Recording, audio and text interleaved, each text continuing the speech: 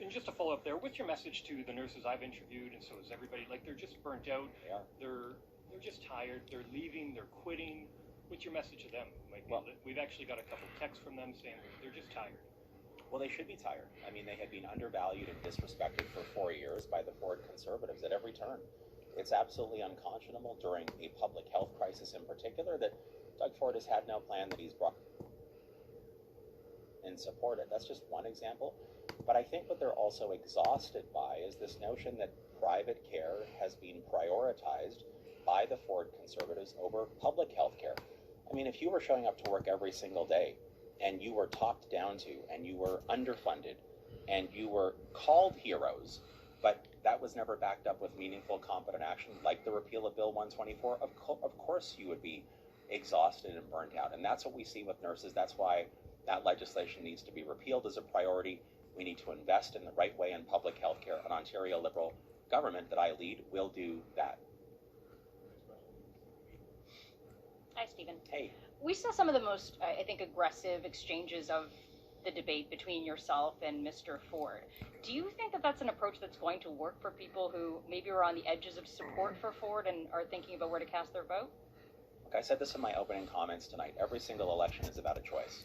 But in particular, at this moment, as we are so close, we all hope, to the end of COVID, coming out of this very difficult period, when so many people across Ontario are still struggling, what was clearly evident, I believe for everybody watching at home tonight, was that Doug Ford wants to pretend that everything is okay. He wants to keep reading the same script, in essence, that he read 4 years ago. Don't know who it was written by 4 years ago, don't know who it was written by now, but it's so clear that he isn't capable of explaining what's in his head and what's in his heart in a direct way to the people of Ontario. It's like he wants to skate right by the past 2 years and ignore the fact that people are hurting in this province. That's why his budget didn't deal with any of the initiatives that we talk about in our Ontario Liberal plan. And I felt it was important to make sure people understand they have a choice in this election. Doug Ford and his team, who keep, pulling us down and pulling us backwards and holding us back. And the Ontario Liberal plan that is forward-looking, it is fully costed. It will be delivered starting on day one, and we will be held accountable to the commitments that we're making for the people of Ontario. I know this is already a long answer, but can I just say one more thing on this particular topic? I thought it was shameful that tonight Doug Ford was looking for pity from the people of Ontario as he talked about how hard he's worked and how tough it's been over the past couple of years. Doug Ford seems to not understand that's the job that he ran for 4 years ago. You don't just get to be premier when it's parades and sunshine. When you sign up for this job, when you take on this responsibility, yes, you have the job and the responsibility in good times, but also in tough times. I know the times have been tough, but Doug Ford wants to pretend everything is fine right now, and everything is not fine. And it will only get worse if he gets reelected on June 2nd.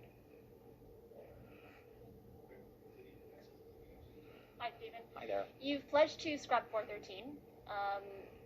You have a candidate in Brampton East who said you're actually not entirely against it.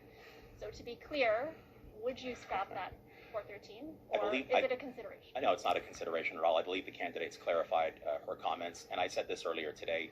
When I spoke on this topic, the other leaders on the stage, the other opposition leaders, respectfully, they talk a good game about the 413. There is only one person running to be premier who has a demonstrated and proven track record of stopping that needless and reckless highway, and that's me. I did it in 2016 and 2017 when I was Minister of Transportation. So I am crystal clear on this, and I'm not just talking the talk. I have already walked the walk on this.